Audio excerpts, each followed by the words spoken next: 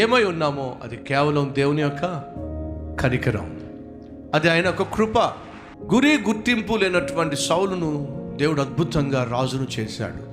నిన్నటి వరకు సౌలు గురి లేకుండా జీవించాడు. ఈరోజేమో అదే సౌలు రాజుగా అవతరించాడు. ఈరోజు ఈ మాటలు వింటున్న సహోదరి సహోదరులు, నా దేవుని కనుదృష్టి నీ మీద పడినట్లయితే నీ జీవితాన్ని తల్లక్రిందులు చేయగలడు, నీ జీవితాన్ని సడన్గా మార్చగలడు. నీ జీవితాన్ని, శాపంగా ఉన్న నీ జీవితాన్ని, దుఃఖంతో ఉన్న నీ జీవితాన్ని, పాపంలో బందీగా ఉన్న నీ జీవితాన్ని, పతనమైపోతున్న నీ జీవితాన్ని, నిరాశ నిస్పృహలో ఉన్న నీ జీవితాన్ని, మోడుబారిన నీ జీవితాన్ని, అంధకారంలో ఉన్న నీ జీవితాన్ని నా ప్రభువు అద్భుతంగా మార్చగలడు, ఆశ్చర్యకరంగా మార్చగలడు. ఆయన చేతులు నువ్వు పడితే చాలు. దేవుడు సౌలును ఒకరోజు సడన్గా రాజును చేసేసి